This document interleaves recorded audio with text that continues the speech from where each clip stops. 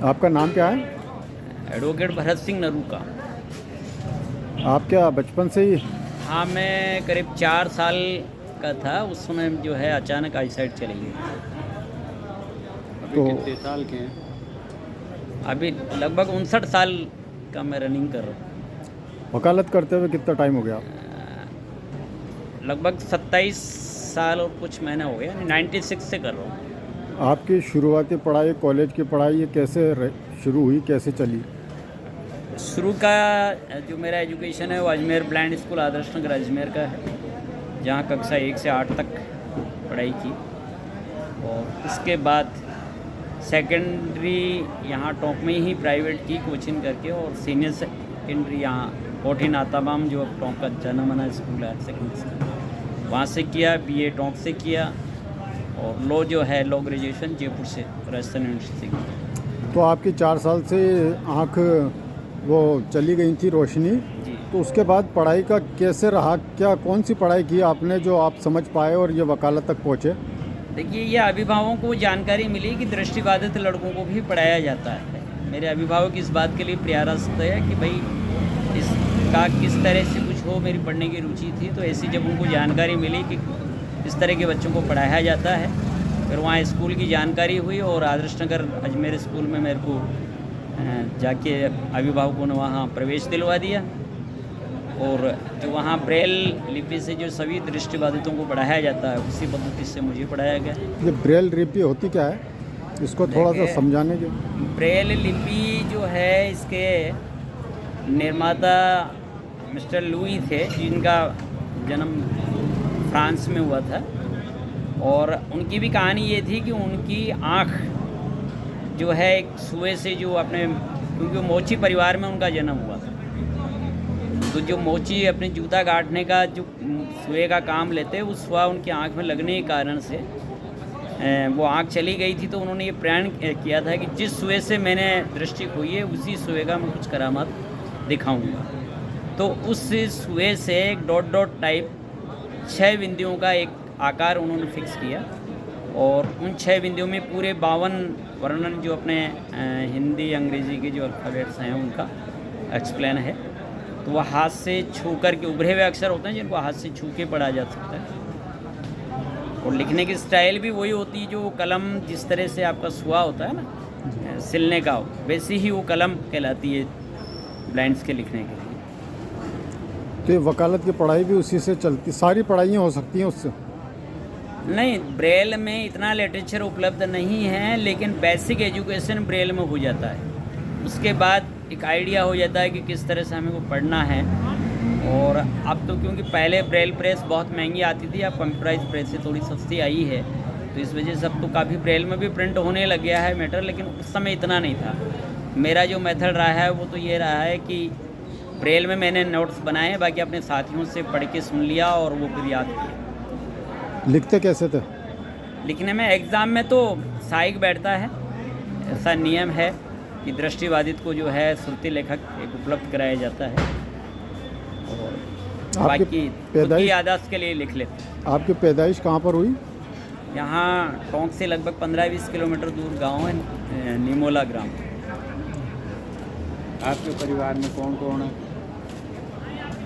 परिवार में अभी वर्तमान में तो हम 6 भाई हैं, और भाइयों का परिवार है। माता पिता के 100 वर्ष पूरे हो चुके हैं। आपकी 2 मेरे से बड़े हैं और 3 मेरे से छोटे हैं। उनमें थोड़ी ये दृष्टिबाधिता? नहीं, उनमें किसी में कोई ऐसी प्रॉब्लम नहीं है। तो आप कितने साल से कर रहे हो वकालत? ये जैसा मैंने बताया ना, लगभग 27 साल कुछ महीने हो गए, यानी 96 से 31 मार्च का मेरा रजिस्ट्रेशन है। 31 मार्च 1996 का रजिस्ट्रेशन। इस वकालत के दौरान कोई आपकी ऐसी कोई घटना आपके साथ जो आपको याद हो, या कोई आप बताना चाहते हो, ऐसी कोई प्रेरित प्रसंग आया हो, कोई ऐसी घटना हुई हो?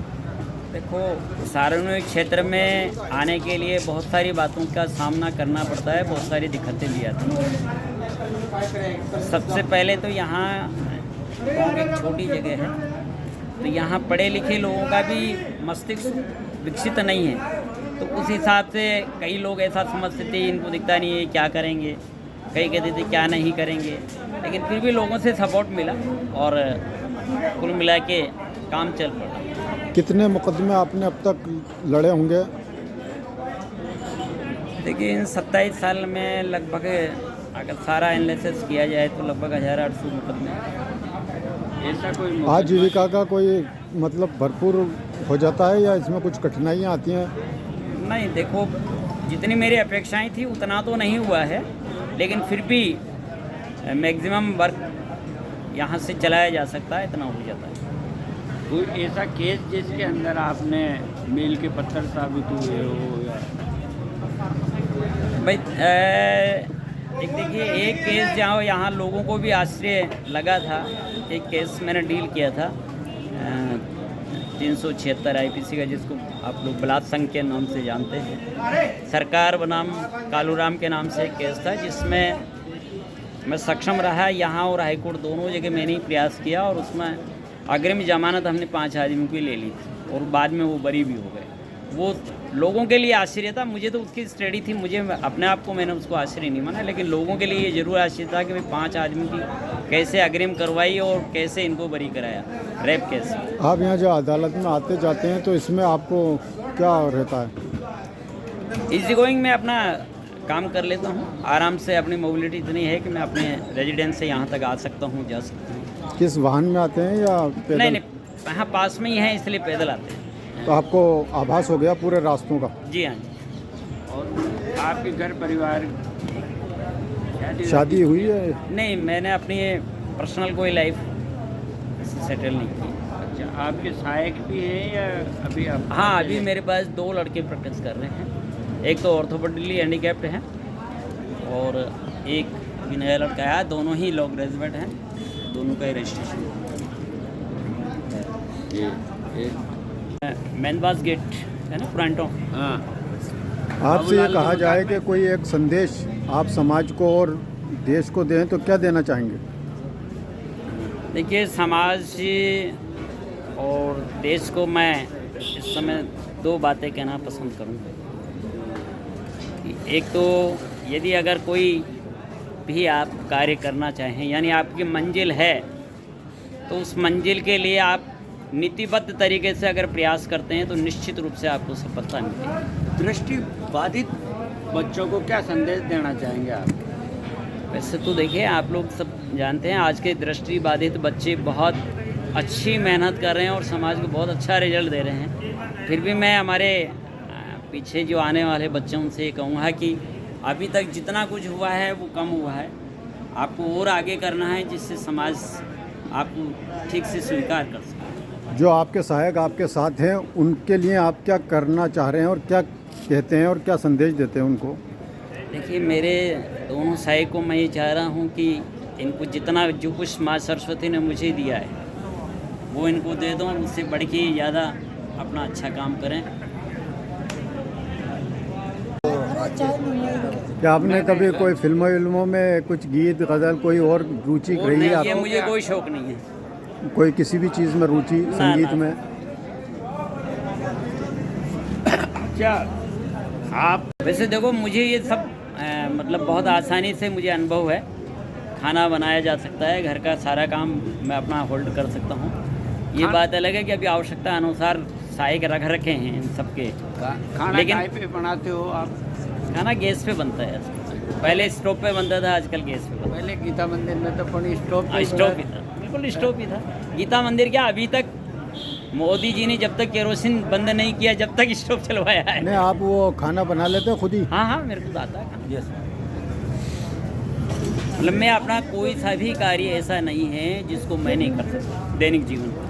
अच्छा, आपने जो ये LLB और ये पढ़ाई जो की निरंतर की, कभी कोई फेल हुए या सब में ही पास होते रह गए? किस ग्रेड से पास हुए? देखिए, थ्रू आउट मेरा जो है 2nd डिवीज़न रहा है, किसी में कम ज़्यादा करके थ्रू आउट जो है 2nd डिवीज़न से कम कहीं नहीं रहा। आप सरकार से क्या अपेक्षाएं रखते हैं? सरकार से तो देखिए, अभी कोई मतलब मैं अपने लिए तो नहीं, लेकिन ये ज़रूर कहूँगा कि अभी जो नियम बनाए हैं, सरकार ने नियम इतने बना रखे हैं कि उन नियमों की यदि अगर 50% भी पालना कर ली जाए तो मेरे ख्याल से सभी जितने भी दिव्यांग हैं उनको बहुत आसानी से उनका जीवन उनका व्यतीत हो सकता है। लेकिन नियमों का सिर्फ बनाया जाना और वहाँ अलमारियों तक है, उनकी पालन नहीं किया जा रहा सरकार को। अच्छा, आप कौन सा नियम है ऐसा जिसका पालन नहीं हो रहा? ठीक है, हाँ सरकार से कोई सुविधा नहीं, मैं कोई सुविधा नहीं लेता, मैं नहीं लेता, मिलती है दिव्यांगों को, जैसे विकलांग पेंशन है और है, लेकिन मैंने कभी किसी सरकार से कोई सुविधा नहीं ली है और न लेने का विचार मेरे लिए। आत्मनिर्भर हैं आप हाँ। पूरी तरह? बिल्कुल। एक शौक और वकील बंधुओं से थोड़ी ज़्यादा संपर्क होने की वजह से ही मैं इस लाइन में आया। तो इस लाइन में पूरी तरह संतुष्ट है? हाँ, है? और राजकीय सेवा करने का मन नहीं था। नहीं, जैसे अब कई केस होते हैं कि वो सोचते हैं ये क्या लड़ेंगे, वरना इनको तो पूरा वो समझ ही नहीं आएगा और वो नहीं आएगा। तो ऐसा कभी महसूस हुआ कि आपको कि अपन कुछ उनको एक्स्ट्रा वो नहीं कर पाते? नहीं, देखिए, मुझे किसी भी केस में मुझे कोई प्रॉब्लम नहीं आई। हाँ, जनता को समझने में ज़रूर थोड़ी प्रॉब्लम आई है, और इतना बहुत कुछ काम करने के बाद भी जनता भी सोचती है। जो लोग नहीं समझ पाते हैं कि भाई दृष्टिबाधित क्या करेंगे, तो वो तो अभी भी सोचते हैं ये कैसे करेंगे, क्या करेंगे। लेकिन जब करके देते हैं, अभी तक मेरे को इस 27 साल की वकालत में ऐसा कोई क्लाइंट मेरा नहीं है। आपके पास किस किस्म के केस ज़्यादा आते हैं? ज़्यादातर मेरे पास, मैंने शुरू से रुचि फौजदारी केसों में रखी है और फौजदारी की ज़्यादा डीलिंग की है। हालांकि अभी सिविल भी हैं और राजस्व के जो केसेस हैं, रेवेन्यू केसेस से थोड़ा सा हम परहेज रखते हैं, कम पसंद करते हैं। अच्छा, जैसे आपने जब शिक्षा ग्रहण की तो आपको क्या बच्चों के साथ और जो सहपाठी थे उनके साथ कोई प्रॉब्लम थोड़ी होती थी? नहीं, कोई प्रॉब्लम नहीं। उनको मुझे कोई मेरे साथियों प्रॉब्लम? ने बहुत मतलब एक तरह से साथियों का तो ऐसा शब्द नहीं है कि उनको लिए क्या कहूँ, बहुत स्नेह से, मतलब मुझे कभी ये एहसास नहीं होने दिया कि भाई हमारा साथी ब्लाइंड है। मतलब शुरू से ही ऐसा रहा? हाँ। अच्छा, टीचर वगैरह का कोई सहयोगी? हाँ, टीचर्स ने भी कभी मुझे एहसास नहीं होने दिया कि मैं ब्लाइंड हूँ। ब्रेल लिपि जब सीख रहे थे तो उस वक्त टीचरों वहाँ का की तो बात अलग है, ब्लाइंड स्कूल की तो बात ही अलग है। वहाँ तो सारे ही ब्लाइंड होते हैं, लेकिन जो मैं साइटेड स्कूल्स में पढ़ा हूँ, दृष्टिवानों के साथ जो पढ़ा, वहाँ मुझे किसी ने ये एहसास नहीं होने दिया। अच्छा, शुरुआती तो आपने ब्रेल लिपि से पढ़ा, उसके बाद आपने जर्नल स्कूलों में ही पढ़ा? एजुकेशन टोंक और जयपुर, उसमें कहीं कोई परेशानी नहीं है? कहीं कोई परेशानी है। किसी अध्यापक से मुझे ऐसा एक आध कोई बात विशेष ऐसी बड़ी बात नहीं हुई। साथियों का तो कभी कोई ऐसी शिकायत ही नहीं है। कई लोगों ने डिग्रियां ले रखी। कोई अधिकारी भी हैं क्या अभी? अधिकारी तो बहुत सारे हैं। अपने टोंक डिस्ट्रिक्ट का भी एक लड़का है, देवली का, अर्पण चौधरी, तेली समाज से। अच्छा, वो नहीं, जैसे अपन ये कह सकते हैं कि पूरे राज्य में आप ही हैं नियमित प्रैक्टिस करने वाले? नियमित प्रैक्टिस के रूप में ये तो बार काउंसिल भी जानती है इस बात को बार काउंसिल जानती है। अच्छा, आप ही हो? हाँ, नियमित प्रैक्टिस तो मैं ही करता हूँ। रजिस्ट्रेशन तो और का भी हो? रजिस्ट्रेशन कुछ लोगों का है, लेकिन वो रेगुलर कोर्ट नहीं आते। जैसे उदयपुर में एक लड़की है, उसका रजिस्ट्रेशन है। यहाँ जयपुर में भी शायद एक लड़की ने और कराया है। ऐसे 10-5 रजिस्ट्रेशन की मुझे जानकारी मिली है, लेकिन रेगुलर नहीं आते वो। आपको कोई पुरस्कार वगैरह कुछ ऐसा भी मिला है क्या? नहीं, अभी तक तो ऐसा कोई हुआ नहीं है। और कहीं से कोई नीचे ऊपर का देख लेना, कल तो कल चेक कर ले। पंखा बंद मत करना, वो अपना आप वहाँ से काटेंगे। तो चाबी देना।